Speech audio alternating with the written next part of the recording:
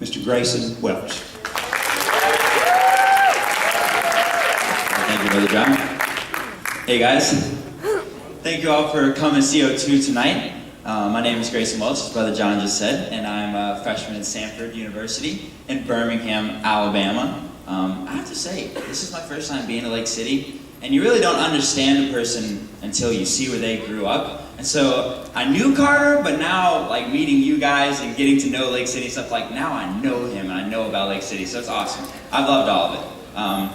And as they've been saying, I had the privilege to produce and direct a short film called Because of Norman Rogers over this summer. And I'm going to get to show that to you tonight. And I think I speak for all of our leaders whenever I say that I hope that we can leave you with more than a good film and a good time tonight. But that you really understand God's heart for serving the poor and feeding the hungry and how that's connected to your Christianity. It's just so important.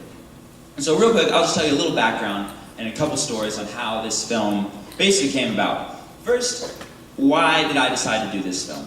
Well, over the summer, I went to Europe, actually, London, Paris, and Normandy. It was amazing. I loved it.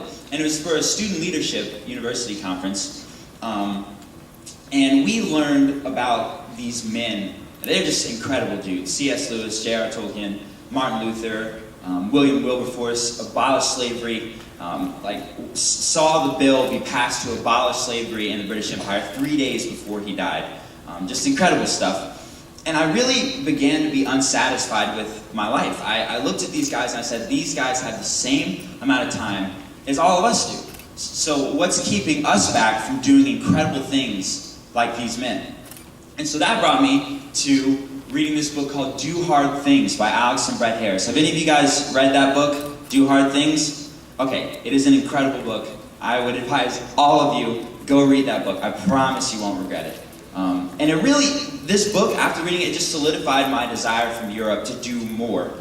In high school, there's such a tendency to just sort of coast when you have no responsibilities, and you know your parents are taking care of you and all that stuff. And I really just was unsatisfied with that.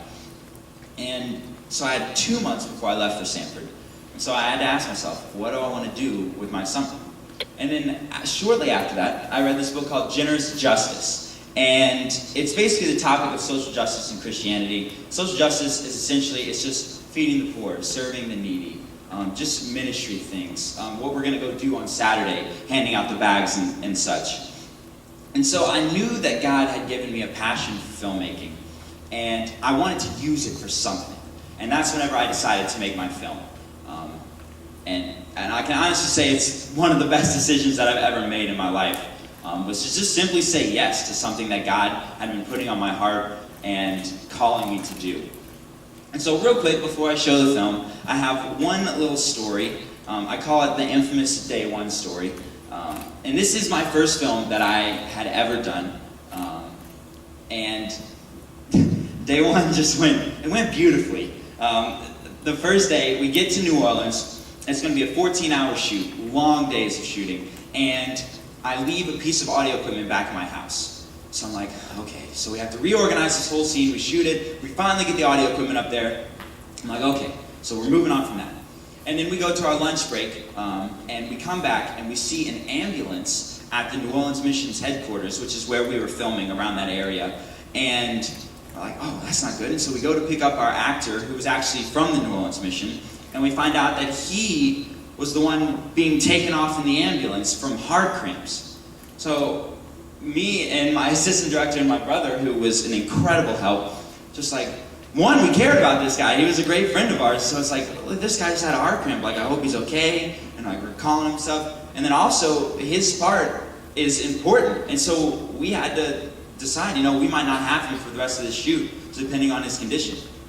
So we go, and my assistant director and I would revise the script. We worked all this out to make it happen, because he's in the first and the last scene. And so it had to be the same guy. So we're reorganizing the whole script and all this stuff. And so after all of that, I mean, the heart cramps, losing the piece of audio equipment, all that stuff, my brother and I, we had sort of that walk in your room and like fall over in relief moment. You guys know what I'm talking about? Like after school, you just walk in, your book bag's still on your back, you just fall over on the floor and just lay there for a couple minutes. That's what we had at about 11:30 that night.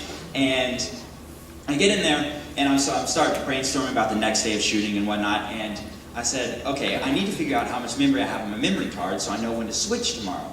And I thought to myself, the only way that you can really figure that out that I knew of was to just go to the formatting the card, which formatting is basically, you take the card, you clear everything that's on the card, and then you create a new folder to record new stuff onto it.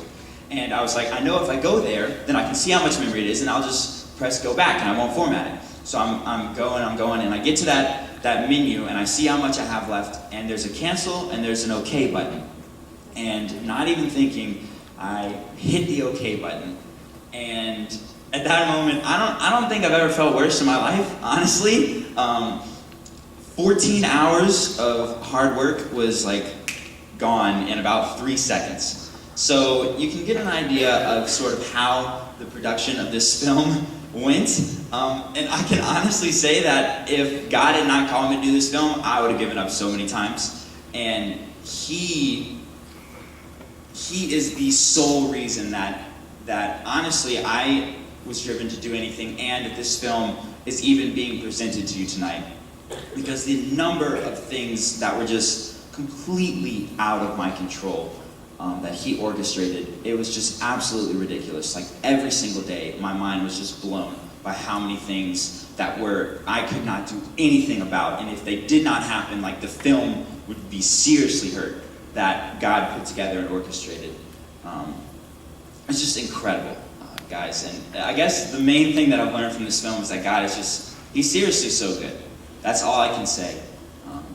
So without further ado, I'd love to present to you my film, Because of Norman Rogers. I hope you guys enjoy it.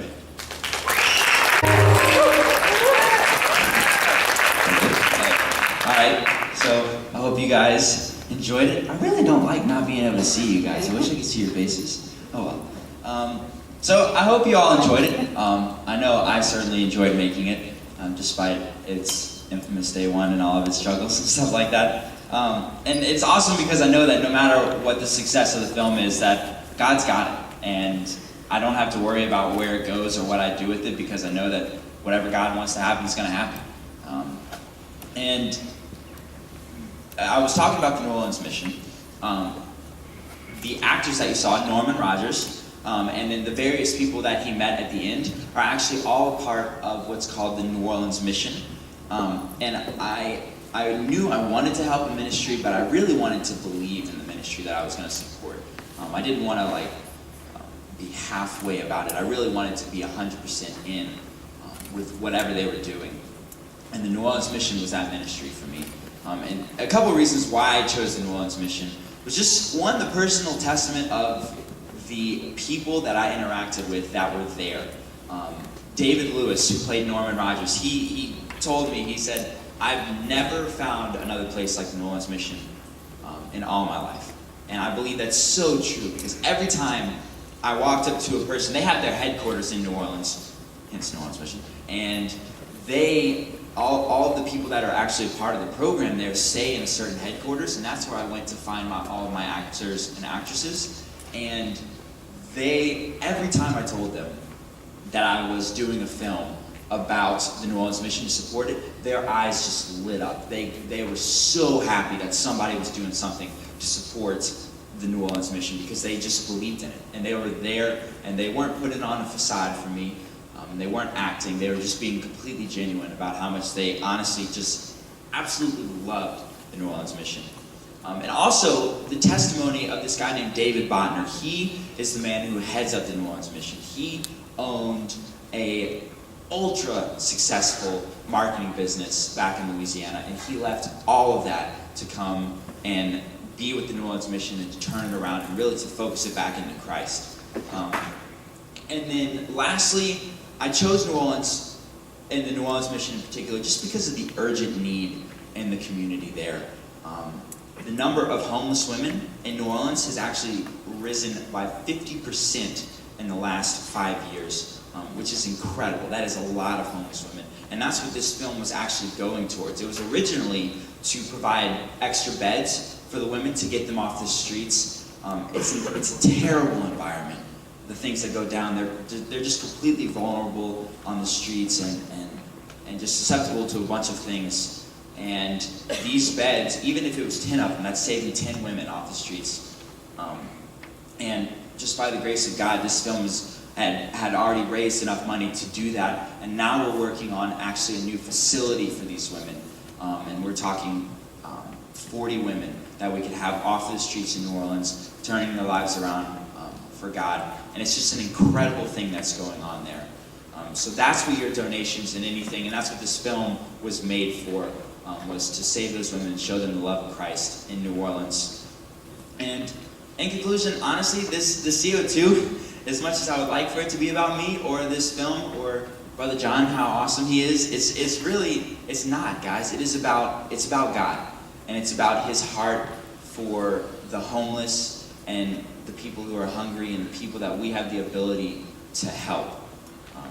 And now is the time, right now, while you guys are in high school, and I know this now because I can look back in retrospect and say that high school is the best time to do something with your free time, guys, to just support a shelter or anything that you can possibly think of, anything that God puts on your heart. Guys, go after it. It is the best decision that you will ever make. I promise you won't regret it. And you guys, you all have the most time and the least responsibilities right now. So find what God has put on your heart, find God's passion, and pursue it with everything you've got. Thank you, guys. Brother John?